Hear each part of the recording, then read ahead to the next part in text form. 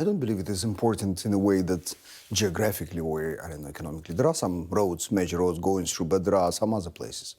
What is important for us, why we're holding it so much, because we have to find time to prepare our reserves for our counteroffensive.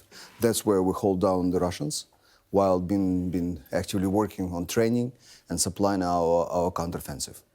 I was reading in the paper at the weekend that your spring offensive hasn't started. Why not? First of all, we are not signaling Russians when we are starting. And second, it's obviously that the weather is not allowing so far the heavy tanks to move in Ukrainian usual spring mud. So the weather is playing a key part. This one of this, and then we are not, telling them exact day and exact direction. What about the tanks that have been provided by your European allies? Where are we with that? I was reading yesterday that we received 98% of everything we asked for this particular counteroffensive. As you remember, we had 14 British tanks. They came first, breaking through this, moratorium of providing us with heavy ammunition. But now in the mass, the German-made Leopards are there, and Americans are coming as well. But there are a lot of different machines are coming with the tanks, so that will be the whole sort of armored fist. Okay, and you are still hoping against hope that potentially you might get fighter jets, but again, you're being told no.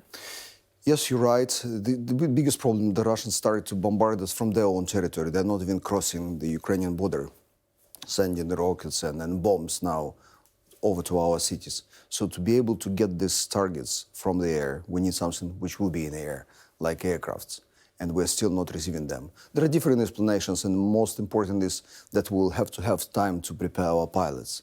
But that's our argument. Let's start preparing pilots, train them until you make the political decision. Air raid sirens in the early hours of the morning over many of your major cities, including the capital. Is this progressively where the fight is going to be in the air? We believe that the Russians are doing it, and they are blowing it out proportions. They are reporting hundreds of rockets. In reality, there were just dozens of them sent our way. Most of them being killed anti-air by our anti-air. I guess they're trying to balance, somehow to tell Russians that we're still in charge, we're still moving, which is not obviously. They can take this teeny tiny 10,000 people city of Bakhmut.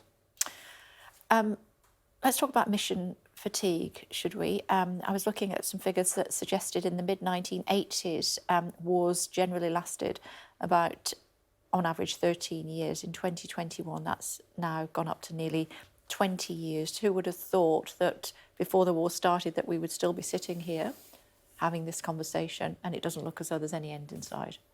If you remember when we had these conversations, we were discussing that it won't be that easy for Russians as they promised. They will come in 2-3 days, they will get over the whole Ukraine. So that's where we are right now. But you're right, this is getting a bit too long. And Ukraine is also suffering, the 8 million of us outside of the nation. So you can imagine that most families were living separated in more than a year. So we're losing people. We have estimate numbers of Russians being killed, almost 200,000 of them. Our loss is not that big, but still very sensitive. We cherish each and every life. So where it's going, that's a good question. That's why we're trying to have this, really breakthrough offensive. But too much hope is put on this one. Okay. When Ukrainians came to the United Kingdom, they were given 3-year visas, I believe, to stay here. Not thinking for a second that they would need that length of time. Increasingly, potentially, they will. That's actually a very good point, because in some nations, mostly in European Union, we were given 1-year visa. So in a way, you were seeing how it would become right now. The problem is that's right, it's 3 years. We don't believe that they will stay here for 3 years, but there is the 165,000 of Ukrainians here. That's a big number for us. We're a big nation, but still the losses are huge. The interesting point now, how many of them will get back? Especially you just were talking about kids and the exams, that our kids are also going through your exams, not Ukrainian exams. So to get in Ukrainian universities, they will have to, to repeat the Ukrainian exams.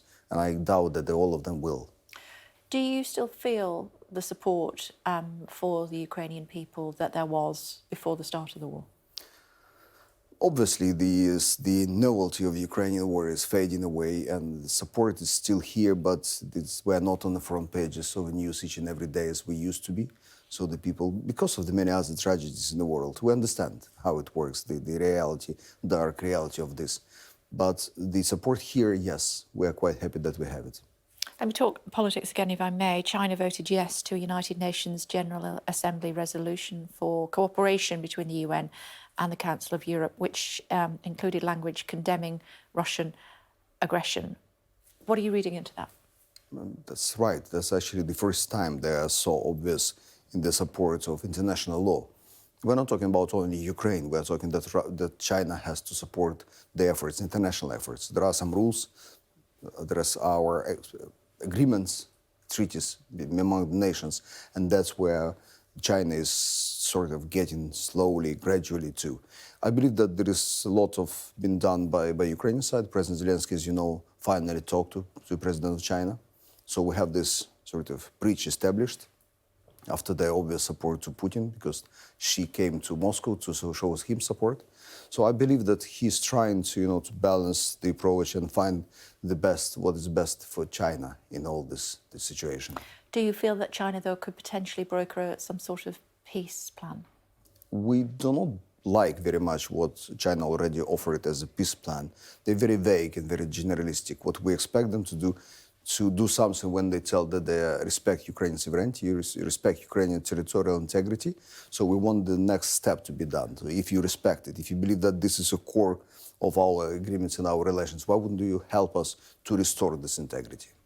Finally, before I let you go, how weary are the Ukrainian people at this continuing war? They are, but they're still very high. The support of president and armed forces are doing, the support of armed forces is enormous. It's just skyrocketing. Almost 100% of Ukrainians are supporting what the girls and boys are doing at the front lines.